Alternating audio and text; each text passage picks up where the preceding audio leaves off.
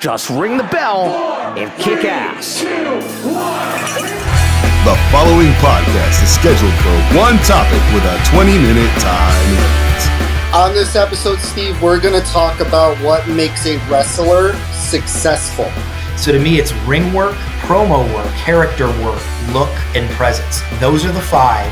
What you need to be successful in depends on different combinations of those five.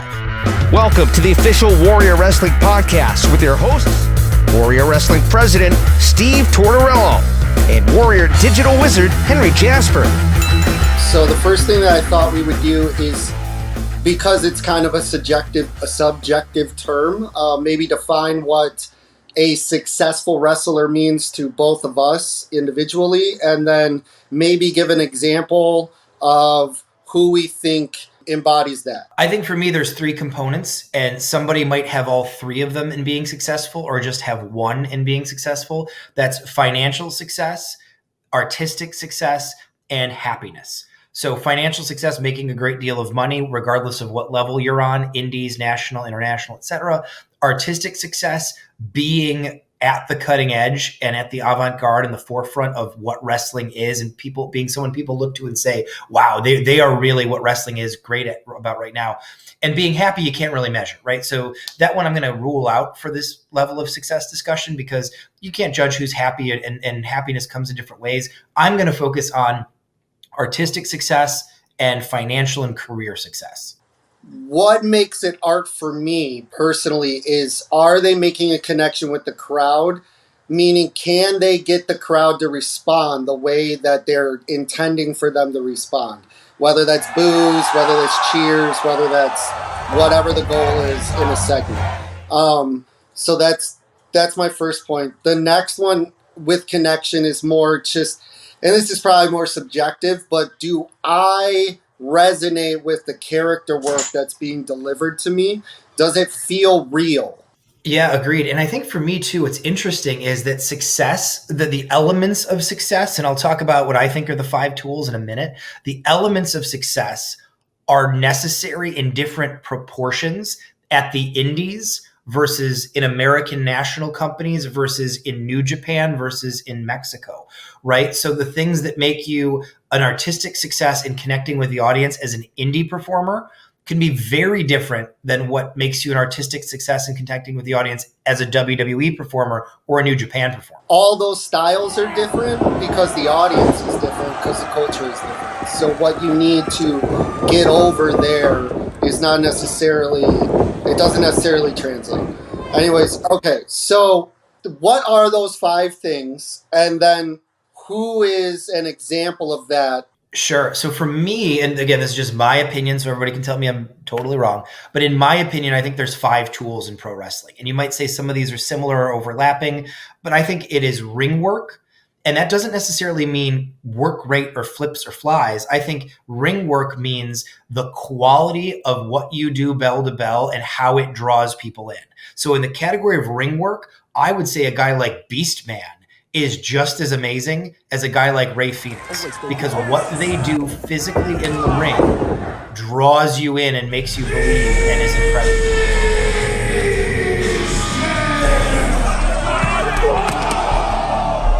So ring work is number 1. And again, not just work rate. Number 2, promo work. That's not just mic work, but maybe it's videos. How do you appear in video? Because I think of a guy like Darby Allin, who might not be the strongest mic worker, but his promo work and the videos and the things that he makes are incredible. So number 1, ring work. Number 2, mic work. Number 3, character work. You used this word a few moments ago. Do you have a definable character? Is it clear what your character is? Number 4 is look. And number 5 to me is presence. Some people might say look and presence are part of character work, but I think there are some wrestlers that can have a great look and a great presence with no character. And I think there are some wrestlers that can have a great character without a great look or a great presence. Okay, so who has all 5 and why is his name Frank the Clown? Oh, God, you've sabotaged this podcast already. Cancel it. Okay, I don't know how much Frank is paying you, but I will not match it. But I think it depends, right? So, for example, let me start with somebody. People might say like, "Oh, yeah, it's your champion, of course." Casey Navarro, I think, has all of those tools, right? His ring work is so crisp. There's so many unique things that he does. His matches are phenomenal, whether they are high flying work rate or story or character based. His promo work is excellent, whether it's video packages he's been in, how he presents himself, the way he talks in the ring, the way he interacts with Frank the Clown and others. His character work is excellent, right? He's a brash, cocky guy with that New Jersey, Miami connection, the way he looks, the way he talks, the swagger that he has, the way he dresses. That's a character. That's a real character there that you get. I think his look is fantastic, again, especially when he went with the pink hair and the pink gear, and then the idea of working being blessed not only into his look but in his character and his style there. And then I think presence, right? Casey Navarro stands in a ring and you go, that's somebody. That is not a dude who showed up to wrestle. That's a star. And regardless of what platform he's on right now, that's a star. So I think Casey Navarro has those 5 things. There are the obvious ones throughout history, right? You can point to some of the greatest of all time, and they all have all 5 of those to the nth degree.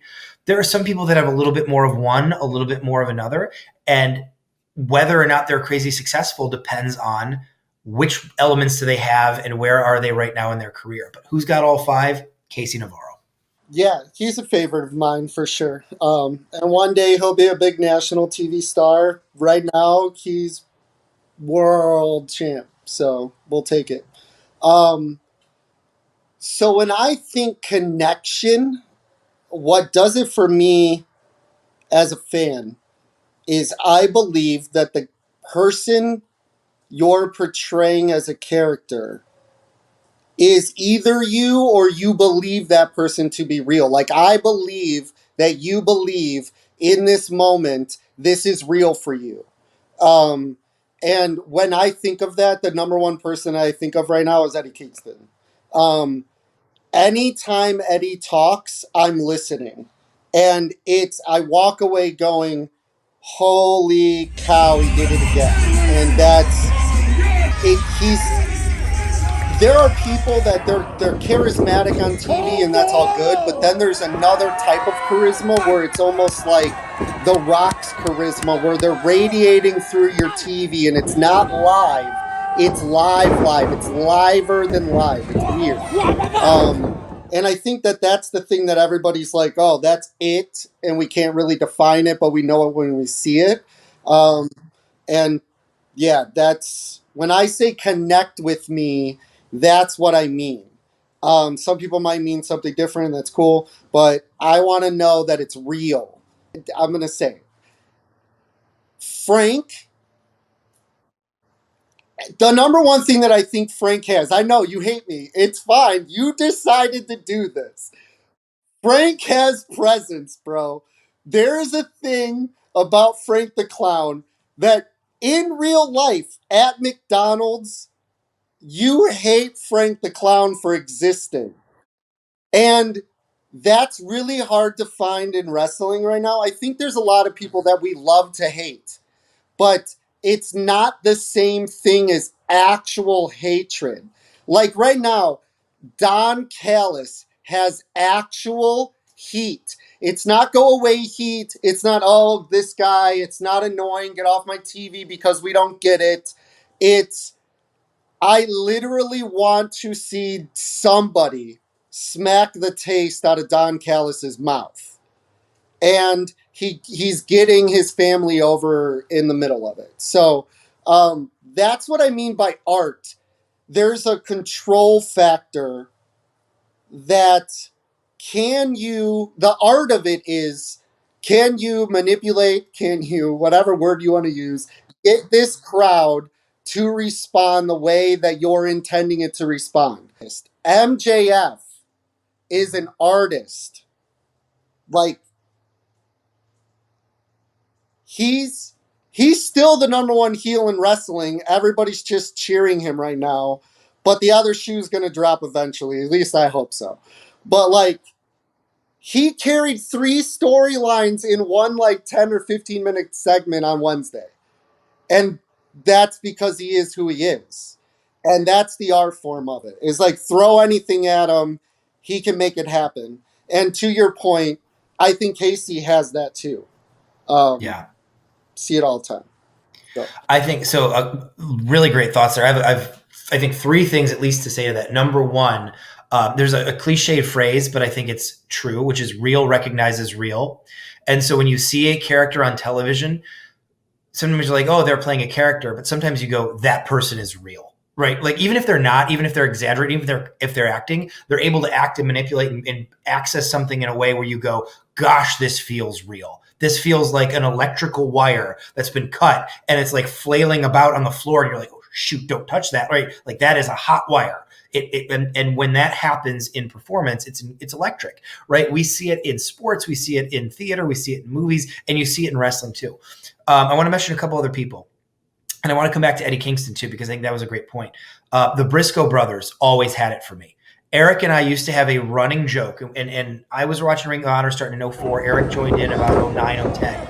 We went to a bunch of live Ring of Honor shows. We had a running joke that the Briscoes had wrestled for 5 years before anyone told them it was a work. Because you believed just how real it was to these guys in every match. I never once watched a Briscoes match and felt like they were setting up for the next spot. Every Briscoes match I watched felt like I was watching two wild animals uncaged in a fight. And it just felt real. They were a live wire like Eddie. And here's a thought I've often had on Eddie. And this is a spot maybe where I was wrong about Eddie early on years ago, or maybe where it's about the right gifts matching the right medium. In the mid 2010s, before I was running Warrior, just going to tons of indie wrestling, watching tons of indie wrestling, I knew so many people in wrestling who raved about Eddie Kingston. They're like, he's the best thing in the world. And I saw him wrestle live a ton of times. I never thought he was bad, but I never got it. I never got it because I'd watch Eddie Kingston wrestle. He'd come out, he'd wrestle, he'd leave. I'm like, okay, he's fine. He does a bunch of All Japan type stuff from the 90s. He's a dude. He's not in great shape. I'll be the first one to tell you that. He just kind of comes whatever. All the people who loved Eddie and raved about him were people who knew him backstage or who saw him rant about things or talk about things. Indie wrestling is so much focused on the work and the character work and the ring stuff and whatever. TV wrestling is 100% character, 100% character. So Eddie Kingston, unless he's talking and cutting promos before his matches on the indies, just him dry on an indie match, if you don't know him already from TV, he's fine.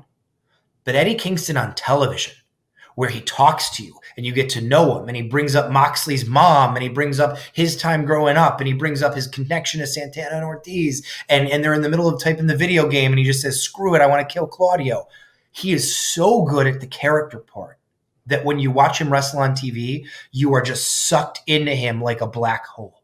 So those gifts he always had, right? AAW did a really great documentary on him. I think Rob Malinowski made it a few years ago. And it was amazing. It was enthralling. And that made me love Eddie Kingston more than any match of his I'd ever seen in the previous 10 years.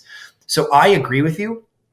Eddie is electric, but his gifts needed to match the right medium, which is television. Eddie was made for television wrestling. Other guys who soar on the indies get to television and it kind of falls flat because the gifts that they had match perfectly with the medium of indie wrestling and don't necessarily match television as well or aren't built for longevity on television. So for example, I will list two wrestlers I think are phenomenal. They're two lucha guys, Komander, Vikingo. AEW has used Vikingo so much in the last 6 months, I don't think he feels special anymore. It doesn't take any away from his athleticism, which is otherworldly, but Vikingo wrestles on Rampage. He wrestles on Ring of Honor, whatever. The first time they used Vikingo, it was amazing. When you first see Vikingo in it, and still now if you see Vikingo in an independent show, it's mind-blowing. But as a television character, he's not 1/10 as compelling as Eddie Kingston. And so I think different gifts are matched to different mediums. And I agree with your point about Eddie. I think Eddie is best served on TV. That's the best medium for him.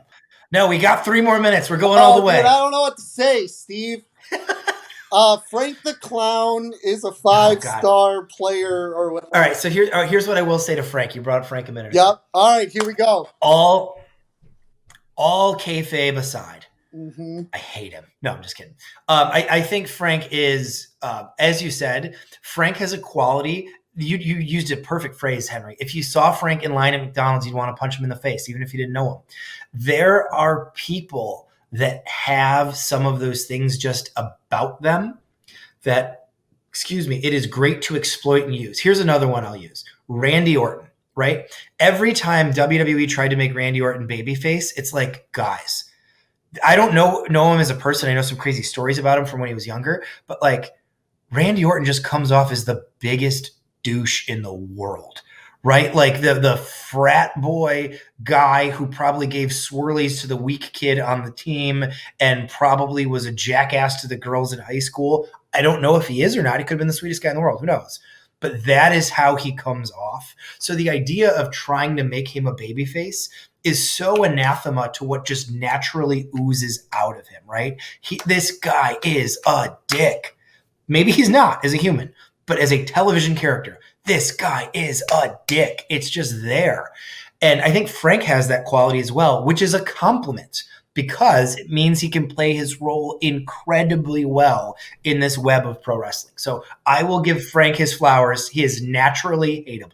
I disagree with you. Frank the Clown is the biggest baby face. The internet just doesn't know it yet. It's happening, dude. There's a groundswell. Anyways. But I really feel strongly about that idea that the gifts need to be matched in proportion to the medium. And so again, in New Japan is very different than American TV wrestling, which is very different than indies. And I think oftentimes it's maybe important for performers to figure out what matters the most in the medium that they're in. And I'll say this actually with our last 1 minute or so. I can't tell you as the promoter of Warrior Wrestling how many emails I get from talent. And I'm not knocking this because they're auditioning for WWE in their own mind. And they send me a million vignettes and skits and things they've made where I'm like, our medium is live pro wrestling at an indie in front of people. If you want to be part of Warrior, send me what you do live in front of talent in a wrestling ring because that's our medium. Don't send me your WWE vignettes that you've made. Not that they're good or bad. That's not the medium, right? Like, and making those things and finding that character for yourself is good prep if you're trying to audition for WWE. But if you're trying to get on an indie show, I don't care how cool you made your basement look for your promo. The fans are not watching your basement at the indie show, right? Like they're watching you wrestle. So the most important thing is connect the skill needed in the specific medium to what you're selling in that medium. So that's my last bit of unsolicited advice to indie wrestlers. What's the medium you're seeking, and what does that medium need? Beautiful way to end, I think. Time, ring the bell. Done.